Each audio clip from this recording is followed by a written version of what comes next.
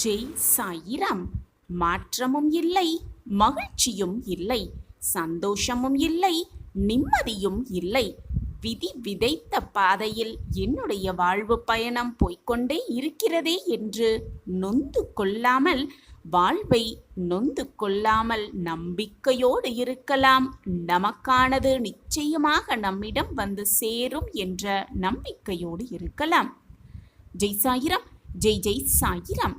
நம்ம சாயன்பர்கள் எல்லாரும் எப்படி இருக்கீங்க? எல்லாரும் நல்லா இருப்போம். ஓம் சாயிராம். என் அன்பு பிரியமே, ஏன் இந்த கோபம் உனக்குள்?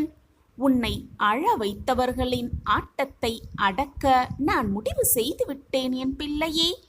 அவர்களுக்கான தக்க பதிலடியை அந்த காலமே கொடுக்கும்.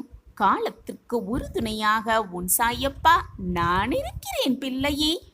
கவலை கொள்ளாதே, கோபப்படாதே, தன்னம்பிக்கையோடு இரு, தைரியமாக இரு.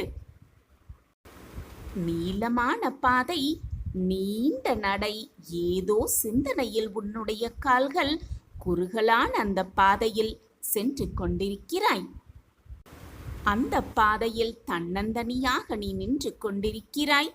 உன்னை சுற்றி என்ன சதிவலைகள் நடந்து கொண்டிருக்கிறது என்பதை புரியாமல் தன்னந்தனியாக இது எங்கே போய் முடியப் போகிறது, இந்த பாதை எங்கே செல்கிறது என்று தெரியாமல் நீ உன்னுடைய பாதையில் பயணம் செய்து கொண்டிருக்கிறாய்.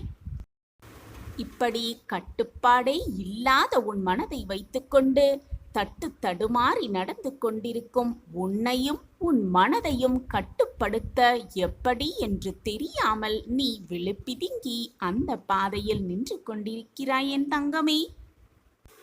யார் நல்லவர்கள், யார் தீயவர்கள், யார் கெடுதல் செய்கிறார்கள், யார் உன்னுடைய நலம் விரும்பி யார் உனக்கு நல்லதை செய்ய விரும்புகிறார்கள், யார் உனக்கு கெடுதலை உன்னிடம் வந்து சேர்க்க காத்து கொண்டிருக்கிறார்கள் என்று தெரியாமலேயே குழம்பிக் கொண்டிருக்கிறாய். திக்கு திசையே தெரியாமல் வெளிச்சமே இல்லாத ஒரு இருள் நிறைந்த காட்டுக்குள் எப்படி வழியை கண்டுபிடிப்பது, எப்படி போக வேண்டிய இடத்தை அடைவது என்று தெரியாமல் சின்ன சிறிய குழந்தையின் மனநிலையில் இப்பொழுது இருந்து கொண்டிருக்கும் என் பிள்ளையே. சற்று நில் என் பிள்ளையே. நீ இப்படி தன்னந்தனியாக நடந்து கொண்டிருக்கும் பொழுது உனக்காகவே உன் சாயப்பா உன் கைகளை பிடித்து கொண்டு உன் அருகில் மிகப்பெரிய ஒரு வெளிச்சத்தோடு உன்னை நோக்கி உனக்கான வழியை காண்பித்து கொண்டே உன் அருகில் வந்தால் நீ எப்படி உணர்ந்து கொள்வாய்? இதோ என் பிள்ளையை, உன்னுடைய விரல்களை பற்றி கொள்ள, உன்னுடைய விரல்களை பிடித்து கொள்ள, உன்னுடைய கைகளை பிடித்து கொண்டு உனக்கான வழியை காட்ட இதோ என் கைகள் தயாராக இருக்கிறது என் பிள்ளையே. அதே போல உனக்கான வழிகளை காட்ட என் கைகளில் மிக பிரம்மாண்டமான ஒரு வெளிச்சம் தயாராக இருக்கிறது. இப்பொழுது நீ தைரியமாக நடை போடலாம். உன்னுடைய பாதை வெளிச்சமாக உள்ளது. கோபப்படாதே, தைரியமாக இரு. உன்னோடு பேசிக்கொண்டு உன்னுடைய பாதையில் நான் உன்னோடு பயணித்து கொண்டுதான் இருக்கிறேன். ஆம் என் குழந்தையே, உன்னுடைய பாசத்தை புரிந்து கொள்ளாமல், உன்னுடைய உண்மையான அன்பை உணர்ந்து கொள்ளாமல் உன்னை விட்டு விலகி சென்றவர்கள், உன்னை அழ வைத்தவர்களுக்கு ஆட்டம் அடங்கப் போகிறது. நான் அவர்களுக்கான தக்க பதிலடியை நிச்சயமாக கொடுப்பேன். நீ எவ்வளவு பாசம் வைத்திருந்தாய் என்பது உன்னை விட உன் அப்பாவிற்கு நன்றாகவே தெரியும். ஆம் என் குழந்தையை, உன்னை ஒதுக்கி வைத்தவர்களுக்கான பதிலடியை நான் கொடுக்கிறேன். என்னுடைய அன்பான பொக்கிஷத்திற்கான அந்த பதிலடியை நிச்சயமாக நான் கொடுப்பேன். பயப்படாமல் இரு, தைரியமாக இரு. உன்னுடைய பிரார்த்தனைகளுக்கான சக்தியை நான் காண்பிக்கிறேன். இது உனக்கான உன் அப்பாவின் உயிர் வார்த்தைகள். என்னை மீறி எதுவும் நடக்காது என் பிள்ளையே. இந்த வார்த்தையை நீ நம்பிக்கையோடு நம்புகிறாய்தானே? அப்படி என்றால் தைரியமாக இரு. உனக்கானது நிச்சயமாக ஏதாவது ஒரு ரூபத்தில் உன்னை வந்து சேரும் என்பதை தீர்க்கமாக புரிந்து கொள். உன்னப்பா உன்னோடு இருக்கும் பொழுது எதற்குமே நீ பயப்படவோ கவலைப்பட வேண்டிய அவசியமே இல்லை என் தங்கமே. புரிந்து கொள்வாய்தானே? அப்பா கூறுவது சரிதானே? இதோ உனக்கான வழிகள் எல்லாம் தெளிவாக இருக்கிறது. குறுகிய பாதையில் சென்று கொண்டிருப்பதைப் போல உணர்ந்து கொண்டாய்தானே? இப்பொழுது பிரகாசமான மிக பிரம்மாண்டமான பாதை உன் கண்களுக்கு தெரிகிறதா? கரடு முரடான உன் பாதைகள் எல்லாம் மலர் பாதையாக இதோ மாறிக்கொண்டே இருக்கிறதே, உனக்கு தெரிகிறதா? உணர்ந்து கொள்கிறாயா என் பிரியமே? உனக்கு ஒரு வழிகாட்டியாகவும் திசை காட்டியாகவும் உனக்கு முன்பாக உன்னப்பா நான் சென்று கொண்டிருக்கிறதை, என்னுடைய காலடி தளத்தை நீ உணர்ந்து கொள்கிறாயா? புரிந்து கொள்கிறாயா என் பிரியமே? இனி எதற்குமே நீ பயப்பட தேவையில்லை. எதற்குமே நீ தயங்கி நிற்க வேண்டிய அவசியமும் இல்லை. உனக்குத்தான் துணையாக உன் அப்பா இருக்கிறேனே. உன்னை கஷ்டப்படுத்தியவர்கள், உன்னை வேதனைப்படுத்தியவர்கள் எல்லாம் சாதாரண மனிதர்கள்தானே. அவர்களை நினைத்து நினைத்து நீ ஏன் வருத்தப்பட வேண்டும், வேதனைப்பட வேண்டும், பயப்பட வேண்டும்? பிறகு ஏன் கோபப்பட வேண்டும்? உன் மனதை நிதானமாக வைத்துக்கொள். தேவையில்லாமல் சிந்தனைகளை அலைய விடாதே. தேவையில்லாதவற்றை நினைத்து நினைத்து நீ மனம் வருந்துவதால் தான் உன்னை அழ வைத்தவர்கள் உன்னை பார்த்து சந்தோஷம் அடைகிறார்கள். நாம் நல்லது செய்துவிட்டோம், அவர்கள் வாழ்வை கெடுத்து விட்டோம், அழ வைத்து விட்டோம் என்று, நாம் நினைத்ததை சாதித்து விட்டோம் என்று உன்னை அழ வைத்தவர்கள் சந்தோஷப்பட்டு கொண்டிருக்கிறார்கள். உன்னை அழ வைத்தவர்களை அழ வைக்க நீ அவர்களை நினைக்கும் மாதிரி வாழாமல் வேறு மாதிரி சந்தோஷமாக வாழ்ந்தால்தான் உன்னை அழ வைத்தவர்கள் அழுவார்கள் நிச்சயமாக. அவர்கள் நினைத்த மாதிரி நீயும் வருத்தப்பட்டு கொண்டே இருந்தால் அவர்கள் ஜெயித்து விட்டார்கள் என்றுதானே அர்த்தம். அந்த வெற்றியை நீ அவர்களுக்கு தரலாமா என் பிரியமே? சற்று சிந்தித்துப்பார். உன்னை அழ வைத்தவர்கள் வருந்தும்படி நீ அவர்களுக்கு முன்பாக வெற்றிகரமாக பிரம்மாண்டமாக வாழ்வதுதான் நீ அவர்களுக்கு கொடுக்கும் தக்க பதிலடியாகவே இருக்கும். ஒன்றை நன்றாக நினைவில் வைத்துக்கொள் என் பிரியமே. இந்த உலகில் தீயவர்கள் வாழ்ந்து கொண்டுதான் இருக்கிறார்கள். தீயவர்களுக்கான நல்லது பலவிதமான நன்மைகள் நடந்து கொண்டுதான் இருக்கிறது. ஆனால் நல்லது நடப்பது போல தோன்றினாலும் கூட தீயவர்கள் எப்பொழுதும் வெற்றியை அடையவே மாட்டார்கள். இறுதியின் முடிவு எப்பொழுதுமே தர்மத்தின் கையில்தான் இருக்கும். தர்மத்தின் கையில்தான் இருக்கிறது. நல்லவர்களுக்கு எது கிடைக்க வேண்டுமோ, எது சேர வேண்டுமோ, எது நிறைவேற வேண்டுமோ அது சரியான நேரத்தில் சரியான தருணத்தில் வந்தடையும் என்பதே நிதர்சனமான உண்மை. நல்ல சிந்தனையும் நல்ல எண்ணங்களும் நல்லவிதமான எண்ணங்களும் நேர்மறை சிந்தனைகளும் உறுதியான நம்பிக்கையும் இருந்தாலே போதும்.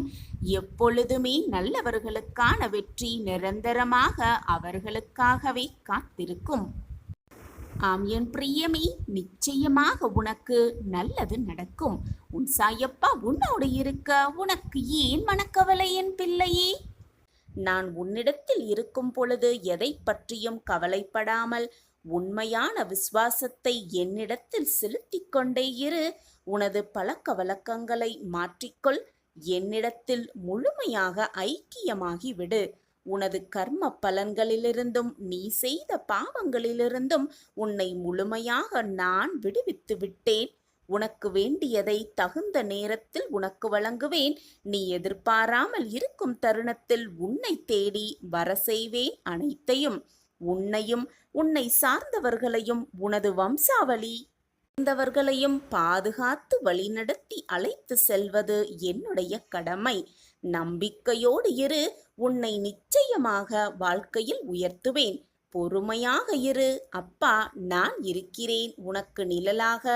என்றும் உனக்கு நீ செல்லும் இடமெல்லாம் உனக்கு துணையாக நான் இருந்து கொண்டே இருப்பேன். எப்பொழுதும் எல்லா நொடியும். இனி உன் வாழ்க்கையில் என்னுடைய ஆறுதல் உனக்கு தேவையே இல்லை. உன் வாழ்க்கைக்கான மாறுதல் வரும் நேரம் உன்னை நெருங்கி வந்துவிட்டது. எப்பொழுதுமே சாயி சாயி என்று என்னை முழுமையாக நம்பியிருந்தாயல்லவா? அதற்கான பலன் தாமதமானாலும் உனக்கு கிடைத்துவிடும் என்ற நம்பிக்கையோடு இருந்து கொண்டிருந்தாயல்லவா? அப்படி நம்பிக்கையோடும் தன்னம்பிக்கையோடும் இருந்த என் பிள்ளைக்கு, என் பிள்ளையின் காத்திருப்புக்கு தகுந்த நேரம் இதுதான். இது நாள் வரை நீ காத்திருந்ததற்கான அனைத்து பரிசையும் ஒரு சேர உன் வாழ்க்கையில் கொடுப்பதற்காகவே உன் சாயப்பா முடிவு செய்து விட்டேன். அந்த திட்டத்தை தீட்டியும் விட்டேன். உன்னுடைய முடிந்த காலம், அழுத காலம், நடந்த காலம், முடிந்த காலம் எல்லாமே ஓய்ந்து விட்டது. இனி உன் வாழ்க்கையில் வரும் காலமெல்லாம் நீ பெறுவதற்கான காலமாகவும் வசந்த காலமுமாகத்தான் உன்னை நோக்கி நெருங்கி வந்து கொண்டே இருக்கிறது. எப்பொழுதுமே எதையோ யோசித்துக் கொண்டே இருந்து கொண்டிருந்தாயல்லவா? இனி நீ எதையுமே யோசிக்க வேண்டிய அவசியமே இல்லை. ஏனென்றால் உன் வாழ்க்கையில்தான் மாறுதல் நடக்கப் போகிறது அல்லவா? நீ யோசித்து யோசித்து உன் கற்பனையில் நீ வாழ்ந்த எல்லா நிகழ்வுகளுமே உன் வாழ்க்கையில் நிஜமாக உண்மையாகவே நடக்கப் போகிறது. நம் வாழ்க்கையில் இதுவெல்லாம் நடக்குமா என்று நீ பிரமிப்பாக பார்த்த விஷயம் அனைத்தும் உன் வாழ்வில் நிகழத்தான் போகிறது. நான் உனக்கு கூறும் ஒரே அறிவுரை என்ன தெரியுமா? உன் வாழ்க்கையில் உனக்கு வருவதை, உனக்கு கிடைத்திருப்பதை அனுபவித்து வாழ வேண்டுமே தவிர தேவையில்லாத விஷயங்களை மனதில் சுமந்து கொண்டு தேவையில்லாத விஷயங்களை யோசித்து கொண்டே இருப்பதை விட, இருப்பதை வைத்துக்கொண்டு சந்தோஷமாக வாழ பழகி கொண்டாலே போதும். உன் வாழ்க்கையில் நீ வெற்றியை மிக சுலபமாக எட்டி பிடிக்கலாம். நிம்மதியான வாழ்க்கையை நிம்மதியாகவே வாழலாம். நீ எப்பொழுதுமே செய்து கொண்டிருக்கும் மிகப்பெரிய தவறு என்னவென்று தெரியுமா? எப்பொழுதுமே எதையாவது சிந்தித்துக் கொண்டே இருக்கிறாய். நம் வாழ்க்கையில் இது வந்து விடுமா? நம் வாழ்க்கையில் இது நடந்து விடுமா? இப்படி நடந்துவிட்டால் என்ன செய்வது? வேறு வழியில்லை. நம் வாழ்க்கையில் எப்படி நாம் வாழ்வது என்பது போல நடக்கவே நடக்காத, நிகழவே நிகழாத நிகழ்வுகளை நினைத்து கொண்டு நடந்துவிட்டால் என்ன செய்வது, நடந்துவிட்டால் எப்படி வாழ்வது என்பது போல சிந்தனையை உன் மனதில் ஓடிக்கொண்டிருப்பதால் தான் நீ இவ்வளவு கஷ்டத்தையும் அனுபவித்துக் கொண்டிருக்கிறாய். அதை முதலில் மாற்றிவிடு. அதுதான் உன் வாழ்க்கைக்கு நீ நல்ல வாழ்க்கையை வாழ்வதற்கான ஒரு நிகழ்வாகவே இருக்கும். நான் கூறுவதை கேட்டுவிடு. நான் உனக்கு ஆறுதல் சொல்லவில்லை, உனக்கான வாக்கையும் கொடுக்கவில்லை. உன் வாழ்க்கையில் நடக்கப் போகும் மாறுதலை தான் நான் உனக்கு சொல்லிக் கொண்டிருக்கிறேன். உன் வாழ்க்கையில் உனக்கு நடக்கப் போகும் மாறுதலை காணவே உன் சாயப்பா ஆவலோடு காத்து கொண்டிருக்கிறேன். அந்த நிகழ்வு நிகழ்வதற்கான அனைத்து வேலைகளையும் நான் முடிவு செய்து விட்டேன். சாயப்பா இருக்க உனக்கு ஏன் மனக்கவலை? ஜெய் சாயிராம், ஜெய் ஜெய் சாயிராம். உன் கர்ம விதி உன் வாழ்வையே மாற்றப் போகிறது. இதுதான் சத்தியமான உண்மை. உன் தலை மீது என்றுமே என் கை இருந்து கொண்டே இருக்கிறது.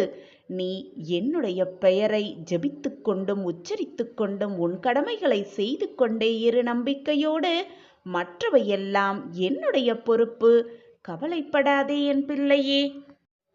எதை உன்னிடம் இருந்து யாரும் எடுத்துக்கொள்ள முடியாதோ அதுதான் நிச்சயமாக உன்னுடையது என்பதை புரிந்து கொள். உன்னிடம் இருந்து எடுத்துக்கொள்ளலாம் எனும் எதுவும் உன்னுடையது ஆகவே ஆகாது. உன்னுடையது எதுவோ அதனோடு இருந்துவிடு. உனக்கு கிடைத்திருப்பதை வைத்து சந்தோஷமாக வாழ்ந்துவிடு. யாரும் அதை உன்னிடம் இருந்து எடுத்து கொள்ளவே முடியாது. நான் தான் இருந்து கொண்டிருக்கிறேனே உன் அருகிலேயே. உனக்கு எப்பொழுதுமே நல்லது நடக்கும், நல்லது மட்டுமே நடக்கும். அன்பிற்காக ஏங்கிக் கொண்டிருப்பவர்களிடம் அன்பை அலட்சியமாக பார்க்காதே, காட்டவும் காட்டாதே. நாம் அவர்களிடமிருந்தும் அன்பை எதிர்பார்க்கும் நேரமும் வரும். எனவே உன் அன்பிற்காக ஏங்குபவர்களிடம் அன்பை தாராளமாக செலுத்து. நீ பட்ட துன்பங்களெல்லாம் ஒரு முடிவுக்கு வரப்போகிறது. உன் துன்பமெல்லாம் இன்பமாக மாறும் நேரம் உன்னை நெருங்கி வந்துவிட்டது. உன் கர்மாவை அழித்து விட்டேன். அதற்கான வேலையையும் நான் செய்து முடித்து விட்டேன். உன்னுடைய வேதனைகளையெல்லாம் அழிந்து வேரோடு அழித்து எறிந்து விட்டேன். இனி உன் வாழ்வு பிரகாசமாகும். உன் சாயிநாதர் நான் அதை பிரகாசமாக்குவேன். உன் கர்ம வினைகளுக்கு முற்றுப்புள்ளியை நான் வைக்கப் போகிறேன். இது நாள் வரை நீ பட்ட துன்பங்கள் எல்லாம் போதும். உன் சாயப்பா உனக்காக உன் அருகிலேயே இருக்கும் பொழுது எதற்குமே கலங்காதே, வேதனைப்படாதே, வருத்தப்படாதே. எனக்கு யாருமே இல்லை, எனக்கு உதவ என் சாயிநாதர் கூட வருவதே இல்லை என்று புலம்பாதே. நீ என்னை அழைக்கும் பொழுதெல்லாம், நீ என்னை வருத்தத்தோடு பார்க்கும் பொழுதெல்லாம் நான் உன்னிடம் வந்து கொண்டுதான் இருக்கிறேன். உனக்கு அறிவுரையும் கூறிக்கொண்டுதான் இருக்கிறேன். சாயிநாதர் எப்படி வந்தார், எங்கு வந்தார் என்று நீ அடையாளம் காண முடியாமல் தவிக்கிறாய். அவ்வளவுதான். அதை நீ புரிந்து கொள்ள நேரமும் மிக சீக்கிரம் உன் வாழ்வில் வரும். உன் மனதை முதலில் தெளிவாக வைத்துக்கொள்.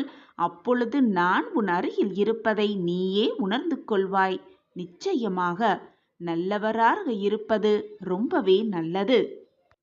அப்படி நீ இருந்தால் அது உன்னை மட்டுமல்லாமல் உன்னை சுற்றி இருப்பவர்களையும் மிக மகிழ்ச்சியில், மிக ஆனந்தத்தில் வைத்துக்கொள்ளும். மான அவமானங்கள், ஏமாற்றங்கள், தோல்விகள், நிலை குலைந்து போக செய்யும் கால சூழ்நிலைகள், நம்பிக்கை துரோகங்கள், செய்யும் காரியத்தில் நட்டங்கள், வஞ்சக சூழ்ச்சிகள், எதிர்ப்புகள், உறவினர் நண்பர்களின் சூதுகள், அன்பின் மிகப்பெரிய இழப்புகள், இவையெல்லாம் மானிட வாழ்க்கையின் அன்றாட நிகழ்வுகள்தான். இது போன்ற போராட்டங்களை எல்லாம் மன உறுதியோடு, நம்பிக்கையோடும், துணிச்சலுடன் எதிர்கொள்கின்றார் யாரோ அவர்களே மிக சிறந்த பராக்கிரமம் பொருந்திய வெற்றியாளனாக நிர்ணயிப்பான். அவன்தான் மிக பெரிய பாக்கியசாலியும் கூட. வெற்றியடைவதற்கான அனைத்து நல்ல குணங்களும் அவனிடம் இருக்கத்தான் செய்யும். உனக்கு எதிராக ஏதாவது ஒரு நிகழ்வுகள் நிகழ்ந்துவிட்டால் இறைவன் நான் கேட்டதை எனக்கு தரவில்லை என்று கவலைப்படாமல், வருத்தப்படாமல், கெட்டதை தராமல் எனக்கு இருக்கிறார் என்பதில் மகிழ்ச்சியாக இரு. இருப்பதை கொண்டு மகிழ்ச்சியோடு வாழ பழகிக்கொள். இல்லாதவற்றை நினைத்து நினைத்து கவலைப்பட்டு கொண்டே இருந்தால் எதுவுமே சாதிக்கவே முடியாது. உன்னை படைத்த இறைவனுக்கு தெரியும் உனக்கு எந்த நேரத்தில் எது தேவையென்று. அவர் மேல் நம்பிக்கையோடும், பொறுமையோடும், பக்தியோடும் இரு. உனக்கான நல்லது நிச்சயமாக உன் கைகளில் கொண்டு வந்து சேர்ப்பேன் உன் சாயிநாதர்.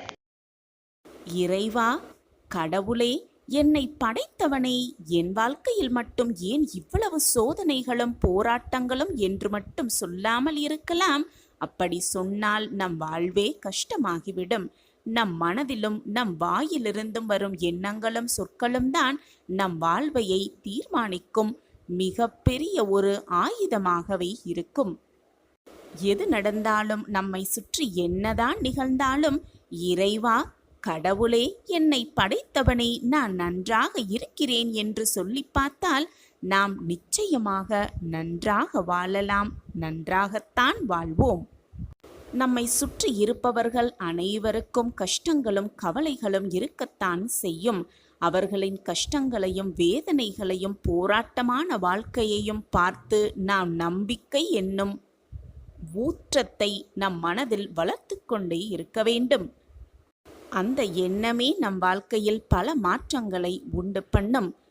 அதிகமான சோதனைகளும் போராட்டமான சூழ்நிலைகளும் வரும் பொழுது, இறைவா, கடவுளே, என்னை படைத்தவனே, அனைத்திற்கும் காரணக்கர்த்தா தாங்கள்தான் என்று அனைத்தையும் அந்த இறைவனிடம் விட்டு பார்க்கலாம். உறுதியாக கவலைகள் தீரும். முயன்றுதான் பார்க்கலாமே. மற்றவர்களுக்கு அதிகமாக செல்வம் இருக்கிறது, அதனால்தான் மற்றவர்கள் எல்லாம் ஆனந்தமாகவும் மகிழ்ச்சிகரமாகவும் வாழ்கிறார்கள் என்று மட்டும் சிந்திக்க வேண்டாம். பணம் இருந்தால் மட்டும் சந்தோஷம் வந்துவிடாது. இந்த உலகத்தில் அனைவருக்கும் கஷ்டங்களும் போராட்டமான சூழ்நிலைகளும் இருந்து கொண்டுதான் இருக்கிறது. நிம்மதியும் சந்தோஷமும் ஆனந்தமும் செல்வத்தால் மட்டும் வந்துவிடாது. இந்த உலகம் என்றும் நாடக மேடையில் அனைவருமே நம் அருகிலும் நம் கூடவே நடிக்க வந்தவர்கள்தான் என்பதை மறந்துவிடக் கூடாது. எல்லோருமே ஒரு நாள் செல்லத்தான் வேண்டும். எனவே உறவுகளாலும் சுற்றி இருப்பவர்களாலும் வரும் கஷ்டத்தை மறக்கலாம், முடிந்தால் மன்னிக்கவும் செய்யலாம். நாம் வேண்டும் பொழுது இறைவன் வரவில்லை என்றால், இறைவன் என் பிரார்த்தனைக்கு செவி கொடுக்கவில்லை, என்னை காப்பாற்ற வரவில்லை என்று தவறாக நினைக்க வேண்டாம். நம்மை விட அதிகமாக கஷ்டத்தை அனுபவித்துக் கொண்டிருப்பவர்களை கவனித்துக் கொண்டிருக்கிறார், உதவிகளை செய்து கொண்டிருக்கிறாய் என்று மாற்றி யோசிக்கலாம். நமக்கான நேரம், நமக்கான காலம் வரும் வரை அந்த இறைவனே நமக்கான உதவியை செய்வார் என்று நம்பிக்கையோடு நம்பலாம். இப்பொழுது இந்த நொடி நாம் என்ன மனநிலையில் இருக்கிறோமோ அது நிச்சயமாக நம்மிடமே நீடிக்கவும் செய்யாது, நீடிக்கவும் முடியாது. நாளை இதே நேரம் இதே நொடி நாம் வேறு மனநிலையில்தான் இருப்போம்.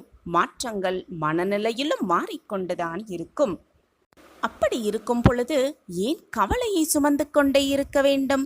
சந்தோஷமாக இருக்கலாம். நமக்கான வாழ்க்கையில் நமக்கான மாற்றங்கள் வரும் என்ற நிம்மதியோடு, மன அமைதியோடு எப்பொழுதும் சந்தோஷமாகவே இருக்கலாம்.